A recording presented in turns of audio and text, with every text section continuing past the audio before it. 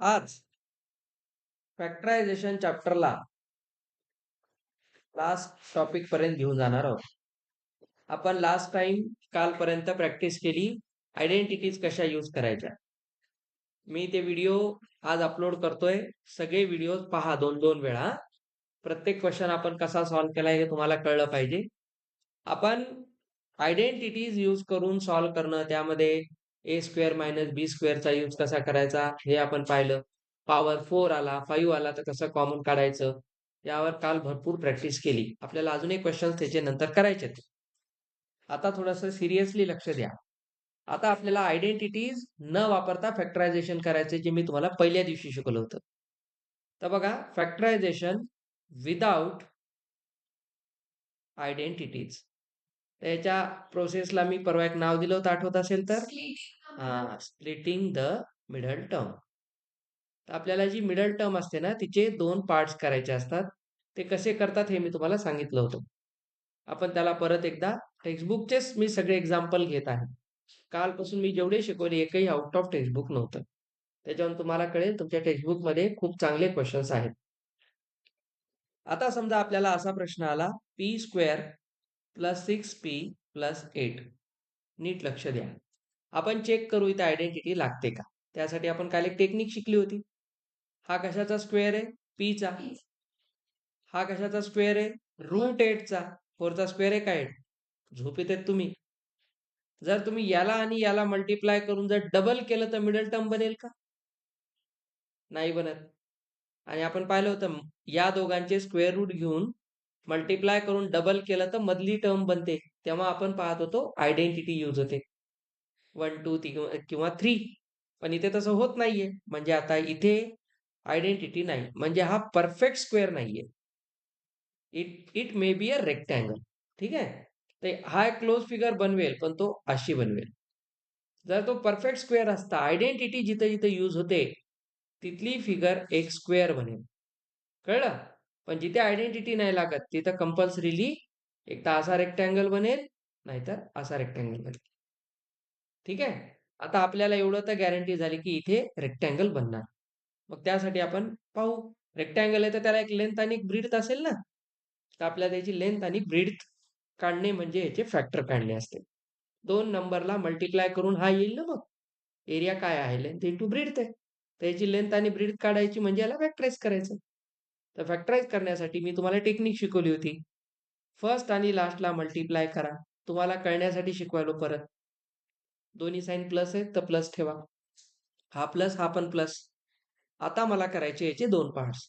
2च का करायचे, डिग्री 2 आहे म्हणून. आता 8 चे फॅक्टर काय काय, सर 2 इंटू 4 आहे, 1 इंटू 8 आहे. हे की नाही. तर आपल्याला 6 कोणत्या पेअर पासून मिळेल, या पेअर पासून, 4 आणि 2 पासून. बघा, 6 आहे प्लस पाहिजे. आपल्याला 2 गोष्टी चेक करायच्या असतात. मिडल टर्मचं साइन जे आहे ना, ते यांना ऍड करून आलं पाहिजे, आणि प्रोडक्टचं साइन यांना मल्टिप्लाय करून आलं पाहिजे. प्रोडक्ट आहे प्लस आहे बघा, आणि मधली मिडल टर्म आहे प्लस आहे. तर हे प्लस आणि हे प्लस आहे, तर या दोघांना प्लस द्या. आणि पी स्क्वेअर साठी ह्याला एक पी द्या, ह्याला एक पी द्या. P into P, P square बनतो. तर 6p चे 2 तुकडे काय झाले, 4p 2p, दोन्ही पॉझिटिव्ह. मी तुम्हाला रेकमेंड करेल, नेहमी आधी मोठा फॅक्टर लिहित जा. 4p plus 2p plus 8. बघा, स्प्लिट झाली मिडल टर्म, म्हणून आपण हिला म्हणतो स्प्लिटिंग द मिडल टर्म. त्याचे पेअर करा. आता ग्रुपिंग आपण परवा ग्रुपिंग मध्ये खूप डिस्कस केले. तर या पेअर मधून कोण कॉमन येईल, पी. तर इथून पी प्लस 4 येतो. 2 ने 8 ला डिवाइड होते तर 2 कॉमन निघेल. प्लस 2 कॅन्सल, पी राहिला. प्लस 2 ने प्लस 8 ला डिवाइड केलं, प्लस 4 आलं. 4 नाही म्हणायचं, प्लस 4 म्हणायचं. तर या ग्रुपमध्ये पी प्लस 4 कॉमन आहे, आणि पी प्लस 2 आहे उरलेला. तर हे झाले याचे 2 फॅक्टर. बघा, दोन्ही फॅक्टर सेम नाहीयेत. सेम केव्हा आले असते, परफेक्ट स्क्वेअर असतात. आपण काल त्याच्यावर प्रॅक्टिस केली. आयडेंटिटी लागते जेव्हा दोन्हीही सेम असतात. ह्याचा अर्थ काय, बेटा लक्ष दे. याचा अर्थ आहे की आपण एक रेक्टँगल बनवत आहोत. कळलं. त्या रेक्टँगलची लेंथ पी प्लस 4 आणि ब्रीड्थ पी प्लस 2 आहे, असा याचा अर्थ आहे. आणि या दोघांना मल्टिप्लाय केल्यावर जो एरिया बनतो तो हाय.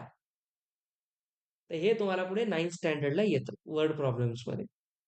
म्हणून तुम्हाला लक्षात ठेवायचं, जेव्हा तुम्ही लिनियर क्वाड्रॅटिक इक्वेशन शिकाल, पॉलिनॉमियल्सचे ऍडिशन मल्टिप्लिकेशन शिकाल 9thला, त्यावेळेस तुम्हाला असे प्रश्न येतात.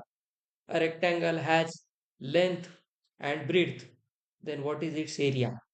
तेव्हा तुम्हाला अशी एक पॉलिनॉमियल बनवली जाते. समजलं? त्या व्हेरिएबलची काही व्हॅल्यू दिली तर काढते. आता इथं नाही.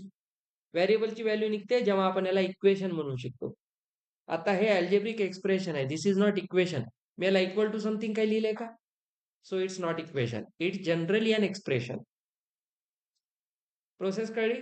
Late us move to next one. Q square minus 10 Q plus 21. लक्ष थोडं इकडे पाहिलं तर मजा येते बेटा. हा मी शिकवतो, पुढचा तुम्ही करायचा. पहिली स्टेप, या दोघांना मल्टिप्लाय करा.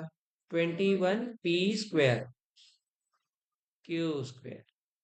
मजा वाटते ना सर चुकली की? आता इथं आलं 21 क्यू स्क्वेअर, पण पॉझिटिव्ह. अब आएगा मजा. मध्ये पाहिजे निगेटिव्ह आणि प्रोडक्ट पाहिजे पॉझिटिव्ह. 21चे 2 फॅक्टर, 7 3 जा 7 आणि 3 ने 10 बनते. छान, 7 आणि 3 येते सर. याला एक क्यू, याला एक क्यू. पण आम्हाला निगेटिव्ह पाहिजे. दोघांची सम निगेटिव्ह केव्हा येईल? दोघं निगेटिव्ह झाले तरच येईल. 2 निगेटिव्हला मल्टिप्लाय केल्यावर पॉझिटिव्ह येते. येस, दोन्हीही कंडिशन सॅटिस्फाय पाहिजे. तुमची मधली सम आणि प्रोडक्ट दोन्हीही मॅचे झाले पाहिजे with sign. Only then your factors are correct. समजलं आता? चला, मोठा मॅग्निट्यूड कोण आहे? Negative 7Q. ग्रुपिंग केलं याचं. क्यू कॉमन आउट करा. Q -7.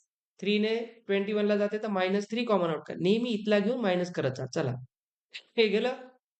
Q plus minus minus. Minus काढल्यावर काळजी घ्यायची. 3 7. बघा, या ग्रुपमध्ये क्यू -7 एक तुकडा आहे, उरलेला क्यू -3 आले याचे factors. Clear? Keeping this in your mind, try this question.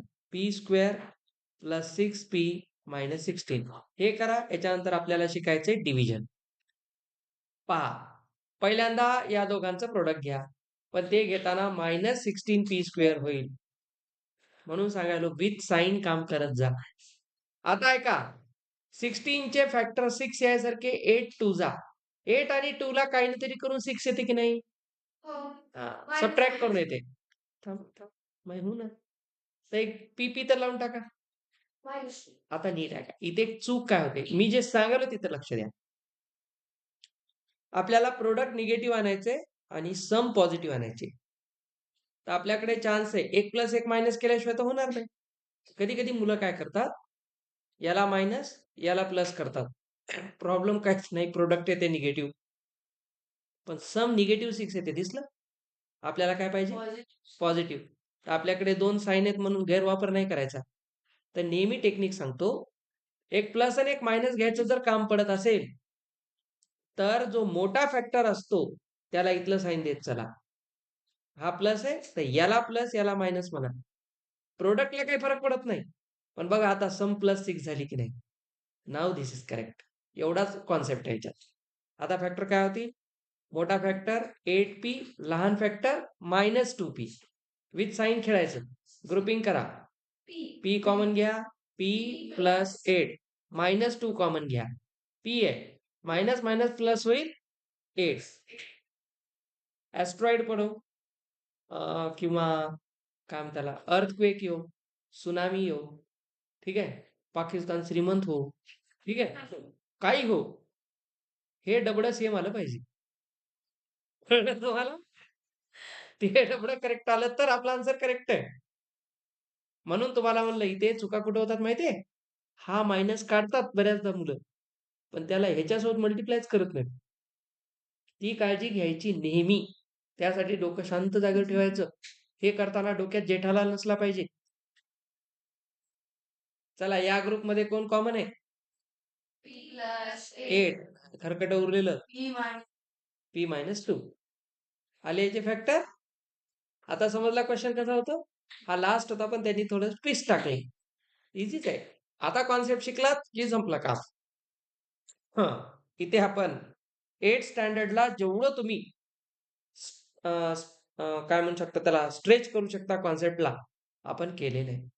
आणि मला एक्स्ट्रा क्वेश्चन घ्यायची तेवढी गरज नाही वाटली कारण टेक्स्टबुकने छान क्वेश्चन दिलेत.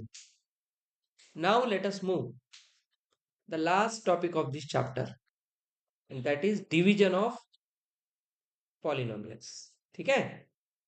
Division is very easy.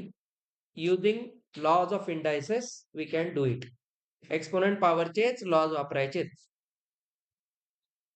जागेवर राहा आणि लक्ष द्या. इथपर्यंत कळलं. आपण नंतर याचे स्कॉलरशिपचे सगळे क्वेश्चन्स करणार आहोत.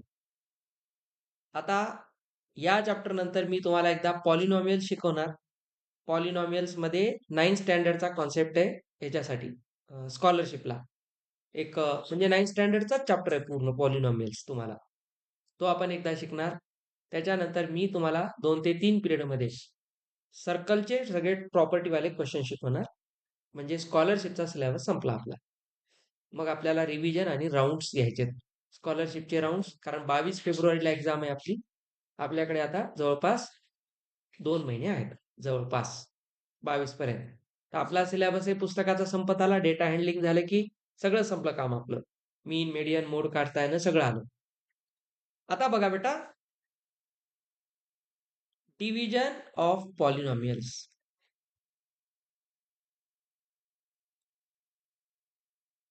Division of polynomials. पॉलिनॉमियल्सचं डिवाइड करणं सोपं असते. याच्यामध्ये कॅटेगरी आहेत. पहिल्यांदा आपण करणार एका मोनोमियलला मोनोमियलने. पहिली कॅटेगरी काय असेल? Monomial by monomial. लक्ष द्या, मी पूर्ण कॅटेगरी एकाच जागेवर दाखवतो. कळलं इथपर्यंत? सेकंड कॅटेगरी आहे एक पॉलिनॉमियल असेल, मग ती बायनॉमियल ट्रायनॉमियल काही असेल, तिला डिवाइड करायचं मोनोमियलने. हे सगळ्यात इझी. हे जस्ट एक स्टेप पुढं. आता बऱ्यापैकी तापदायक असते पॉलिनॉमियल बाय पॉलिनॉमियल. तर या 3 कॅटेगरी आपल्याला शिकायच्या असतात. कळलं? डिव्हिजन मध्ये इथपर्यंत आलं तर तुम्ही जे ऍडव्हान्स पर्यंतच्या क्वेश्चन्सचे डिव्हिजन शिकून जाता. ते काय वेगळं डोकं लावायचं काम नाहीये. प्रोसेस शिकायचे. प्रोसेस मी सगळ्या टाईपचा क्वेश्चन तुमच्या टेक्स्टबुक मधून घेऊन समजून सांगतो. चला आपण 1 बाय 1 पाहू. एक कॅटेगरी कोणती? Monomial by monomial. पुन्हा पॉलिनॉमियल बाय मोनोमियल आणि पॉलिनॉमियल बाय पॉलिनॉमियल. आता हे जे डिव्हिजन आहे हे आपल्या या डिव्हिजन सारखं नाही करायचं. This division is carried out like fractions. एक नंबर वर एक खाली आणि त्याला डिवाइड करायचं. सोपं असतं. आपण तिन्ही टाईपचे क्वेश्चन्स करू. एकदम बेसिक पासून शिकवतो. फर्स्ट, समजा आपल्याला म्हणले 28x⁴ is divided by 56x. बघा इथे एक मोनोमियल आहे. आपल्याला माहिती आहे मोनोमियल मध्ये फक्त मल्टिप्लिकेशन असते. ही पण एक मोनोमियल आहे. मोनोमियल डिवायडेड बाय मोनोमियल आली, कॅटेगरी आली. पण आपल्याला माहिती आहे division and subtraction is not commutative. So we cannot exchange ऑफर. इथे एक्सचेंज ऑफर नाही लागणार. कोण कोणाला डिवाइड करत आहे? फर्स्टला सेकंड करतोय. तर जो डिवाइड करतोय तोच घ्यायचा. आपल्या मनाने आज ह्याने याला डिवाइड केलं, उद्या ह्याने याला नाही करायचं. आपल्या मनाने करायचं नाही. सरळ हा काय सांगतो? 28x⁴ divided by 56x. First comes first basis. Division मध्ये मनाने ऑर्डर बदलायची नाही. लवकर झोपत जा रात्री. आता बघा ह्याच्यामध्ये कोएफिशियंट्स आहेत, व्हेरिएबल्स आहेत. आपल्याला माहिती आहे बघा सेम बेस दिसला. Same base XX. डिव्हिजन दिसलं. Same base division powers are subtracted. तर इथं पॉवर किती आहे? 4. इथं किती आहे? 1. तर 4 - 1 3 होते. तसं नाही कळलं तर आमच्याकडे 4 होते सर, त्याला या एकानं मारून टाकलं, डिवाइड केलं, 3 राहिले. असंही पाहू शकता. वर 4 होते, खाली 1 होता. पण डिव्हिजन कसं आहे? 28 1 जा 28, 28 2 जा 56. हे नाही कळलं तर 2 ने सुरू करायची आपली गाडी. ठीक आहे? एवढं ते यायला पाहिजे. आता x ने x रेज टू 4 ला डिवाइड केल्यावर कोण येते? x cube. तर वर x क्यूब 1 ने मल्टिप्लाय करा, खाली 2 करा. This is your answer. झालं division. It is very easy because monomial by monomial. ह्याच्यात आपण एक थोडस चांगला क्वेश्चन घेऊ. 12a raise to 8 b raise to 8 divided by negative 6a raised to 6 b raised to 4. काही अवघड नहीं. ऊपर का ऊपर लिखो, नीचे का नीचे लिखो निगेटिव के साथ, जो है वैसा ही. उसके कपडे मन से मत चेंज करो. 6 ने 12 ला डिवाइड केलं 2 आलं. पॉझिटिव्ह आणि निगेटिव्हचं डिव्हिजन निगेटिव्ह असते. जे रूल्स मल्टिप्लिकेशनचे आहेत इंटिजर्सला तेच डिव्हिजनला आहेत. प्लस मायनस मायनसच होते. कळलं इथपर्यंत? कोणाचा खेळ संपला? कोइफिशियंट्स. Now let us strike on variables. इथे 6 आहे, तिथे 8 आहेत. 6 ना 8 ला मारलं तर 2 उरतात. थोडं नीट करायला शिका. 4 ना 8 ला मारलं तर 4 उरतात. That is your answer. Negative two a raise to 4 b raise to. कोण खाली होतं? खाली 1 राहिला ना, वर 2 आहे. खाली 1 आहे ना बेटा. म्हणूनच मी तुम्हाला सांगितलं ऑर्डर चेंज नाही करायची. समजली पहिली कॅटेगरी? Monomial by monomial. छान. आता आपण थोडीशी जंप मारू. Polynomial bye monomial. एक सोपा घेऊ, एक अवघड घेऊ. हा, लक्ष द्या, लक्ष द्या. मी तुमच्या एक्झरसाइज मधलेच क्वेश्चन घ्यायले. आपण जेवढं आतापर्यंत शिकलोय त्याला अप्लाय करायचं फक्त डिव्हिजन मध्ये. कॉमन काढणं, फॅक्टराइज करणं, कॅन्सलेशन करणं, उरलेलं लिहिणं, ही सगळी प्रोसेस येत असते. Now look, we have polynomial. A polynomial can be a binomial, no problem. 2 terms आहेत. अर्णव, ह्याच्या पुढे नाही करायचं असं. आता काय होत नाही बेटा, आपण थोडे मोठे झालो ना, काहीच येणे गेलं, नापास होऊ लागलो की मग फार वाईट वाटते. ती सूचना तुला पण आहे. आता बघा, मरायला 2 जण तयार आहेत, मारणारा एकटा आहे.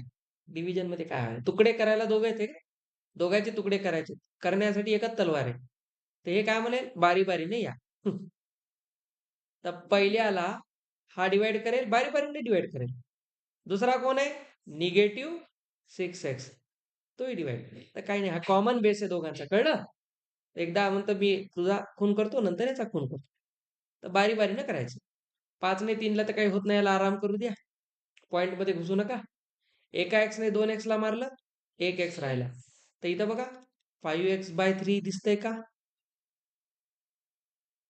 कळलं? आता बघा खाली प्लस आहे, मायनस आहे. Plus minus minus. 3 2 जा 6. x cancel. Your answer is 5x/3 - 2. x तर दोन्ही कॅन्सल झाले ना. x राहिलाच नाही, 1 आला. अरे बाबा, इथे 1 आहे, इथं 1 आहे. 1 - 1 0. x चा पॉवर 0 इज 1. जाओ इंडायसेस में.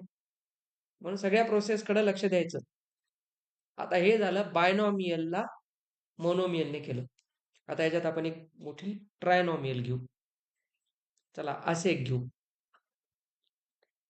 x³ plus 2x square plus 3x is divided by 2x. मी आता म्हणल्याप्रमाणे आता मेंटली डिवाइड करायला शिका.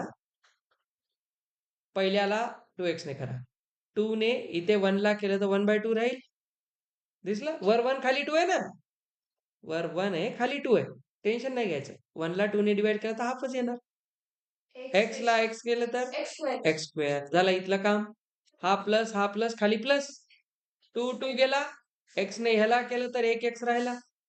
2 2 तर कॅन्सल आहे. पुन्हा प्लस प्लस प्लस. 3/2 आहे, x कॅन्सल. कळलं? बरं सर, हे ते हे काय असते सगळं? हे कोण आहेत? हे कोण आहे? डिव्हिजन केल्यावर हे कोण आहेत? These are quotients. हे कोशंट्स आहेत. लक्षात ठेवा, when you divide and get up expression, that is always quotient, that is not remainder. नाही त्याला रिमाइंडर म्हणतात. तुम्ही जेव्हा समजा 15 ला 2 ने डिवाइड केलं तर हे भेटेल ना आधी तुम्हाला. तर याला कोशंटच म्हणता की नाही. आणि -14 केल्यावर जे 1 आलं तो रिमाइंडर आहे. आता इथं रिमाइंडर नाहीये. हे जे तुम्हाला भेटतंय ना, हे माहित पाहिजे काय. These all are quotients. म्हणजे हे नंबर्स आहेत. हां, रिमाइंडर काढण्यासाठी तू काय करणार? बघ, याने याला डिव्हाइड केल्यावर जे उरतं दॅट इज रिमाइंडर. आता ते आपण कसं शिकतो? पॉलिनॉमियलच्या डिव्हिजनमध्ये मोठे क्वेश्चन्स आल्यावर. समजा मी असं म्हणलं तुला, आपण हेच करायलो की नाही बघ. आता बघ, 3 ने 5 ला डिव्हाइड केल्यावर काय येते? 5/3 येते. इथं x आहे, इथं x स्क्वेअर आहे, तर x ने डिव्हाइड होईल. तर 5/3 इंटू 3 काय झाला? 3 3 कॅन्सल 5. x ने x ला मल्टिप्लाय केलं x स्क्वेअर. तर हे गेलं निघून. खाली कोण आला? 6x. नीट लक्ष दे. प्लस मायनस मायनस 3 ने 6 ला कर 2. x गेला. बघ, हे आला का तुझा आन्सर? हे कोण दिलं तुला? -6x. काय उरला? 0. अरे साइन चेंज होतील की नाही? तर प्लस मायनस म्हणजे रिमाइंडर 0. This is question. समजे? असं असते. आता हे तुम्ही 9th स्टँडर्डला शिकता. पॉलिनॉमियलचं डिव्हिजन, लॉंग डिव्हिजन मेथड. हे 9th-10th मध्ये पुन्हा येते डबल तुम्हाला. हे कळलं आता? इथे तुम्हाला पेअर वाईज डिवाइड करायचं असते. नाव the last topic which is very good. आता पॉलिनॉमियलला पॉलिनॉमियलने डिवाइड करायचंय. इथे बघा एकटाच होता ना, इथे पण एकटा होता, तर हे सोपं होतं एकट्याने डिवाइड करणं. पण आता एक पॉलिनॉमियल येईल अशीच, आणि त्याला डिवाइड एक पॉलिनॉमियलच करेल. बायनॉमियल म्हणजेच पॉलिनॉमियल ना बेटा. त्याचं नाव आहे फक्त 2 टर्म्स मुळे बाय म्हटले. मग आता येईल ना ट्रायनॉमियल. हा, मोनोमियल सोडून पुढे जे जे त्या सगळ्यांना ट्रायनॉमियल, क्वाड्रानॉमियल, पेंटानॉमियल असे प्रत्येकाचं वेगळं बारसं पाण्यात टाकू टाकू करण्यापेक्षा सोपं काय केलं, त्याला पॉलिनॉमियल म्हटलं. इन शॉर्ट एक गोष्ट लक्षात घ्या, मोनोमियल इज ऑल्सो पॉलिनॉमियल. पण आपण एकच टर्म लिहितो म्हणून नाव दिलं मोनोमियल.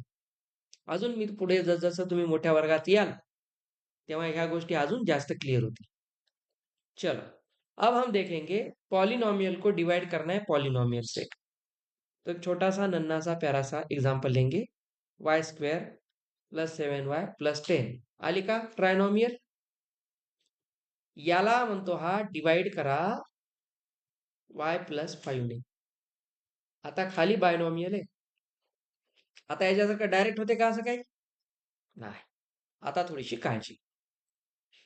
आता याच्यात काम काय करायचंय? सर याला याच्याने कसं डिवाइड करणार? हे तर थोडं विचित्रच आहे. आता 2 आहेत, प्लस मायनस आहे, मोनोमियल नाहीये. तर ह्याच्यासाठी बेस्ट ऑप्शन असतो आता शिकलेलं, वरच्याला स्प्लिटिंग द मिडल टर्मने फॅक्टराइज करा. आता डायरेक्ट करायची टेक्निक शिकवतो. जागेवर आहेत सगळे? आता जी टेक्निक शिकवायलो व्हेरी इंटरेस्टिंग. मी जे तुम्हाला मल्टिप्लाय करा, 2 बाणं काढा, मल्टिप्लाय डिवाइड करा हे जे सांगू लागलो, तेवढं आता करायची गरज नाही. आता आपण डायरेक्ट लिहायला शिकू. डायरेक्ट लिहिण्यासाठी पहिल्यांदा एक गोष्ट पाहायची की हा जो तुमचा लीडिंग नंबर असतो त्याचा कोएफिशियंट 1 असला पाहिजे. आहे 1? गुड. तर आता आपण एक डायरेक्ट आन्सर काढायला शिकूया. बघा, कोण आहे? 10. मध्ये कोण आहे? 7. 10 चे 2 फॅक्टर पहा पटकन. 5 2 ला ऍड केल्यावर 7 येते, म्हणजे +5 + 2. एक काम करा, +5 + 2. व्हेरिएबल कोण आहे? y.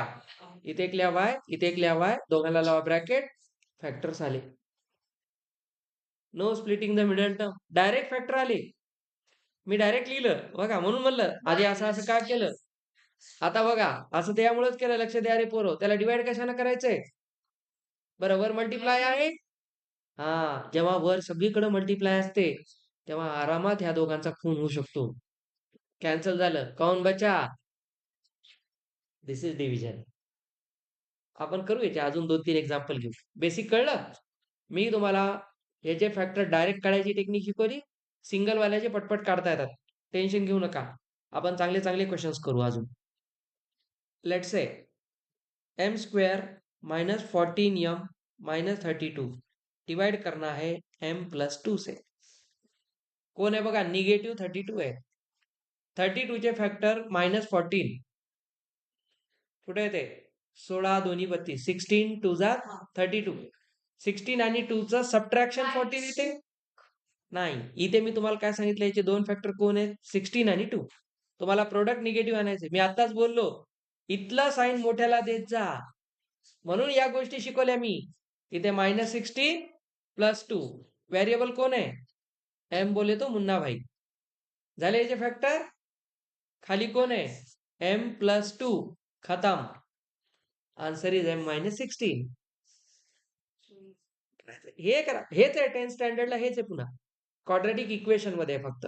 आता तुम्ही त्याला पॉलिनॉमियल म्हणू शकताय. 9th-10th मध्ये आपण ह्याला इक्वेशन म्हणू शकतो. मास्टर व्हायचं. म्हणून म्हणतो 8th standard is most important class of your educational journey. आणि त्यातही अल्जेब्रा.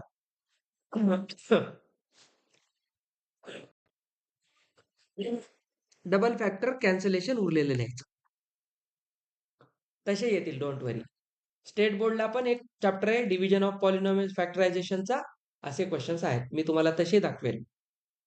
चला, आता आपल्याकडे क्वेश्चन असा आहे बघा. 4yz इंटू z² + 6z - 16 या पहाडाला डिवाइड करायचे 2y इंटू z + 8. बघा, याने ऑलरेडी घरातून बाहेर काढलेले दोन प्राणी आहेत. बघा, हे घराच्या बाहेर काढलेत ना. आधी बाहेरच्यांचा खून करा. 2 2 जा, y कॅन्सल. तर वर बघा, एक 2 आणि एक z उरला. खालचा खेळ संपला. जो जो बचा है वो लिखो. आता खाली फक्त कोण आहे? z + 8. याला खेटू नका, याचं काम संपलंय सध्या. चला, ही ट्रायनॉमियल आली मध्ये. 16 चे फॅक्टर 6 आणा. सर 8 2 जा 16 +6 आणायचंय, नाही तर मायनस आणायचंय. +8 -2. तर ह्याला असंच ठेवा. ते एक +8 आहे आणि एक -2 आहे. तर याला एक झेड द्या, याला एक झेड द्या. झाले फॅक्टर. खाली कोण आहे? तर इथं उरला 2z इंटू z - 2. याला वाटल्यास मल्टीप्लाय करा. 2z² - 4. खत्म. समझला आता? चलो, थोड़ा सा बढ़िया क्वेश्चन मैं आपको देता हूं, ट्राई करो. 39y³ 50y² - 98 divided by 26y² 5y + 7.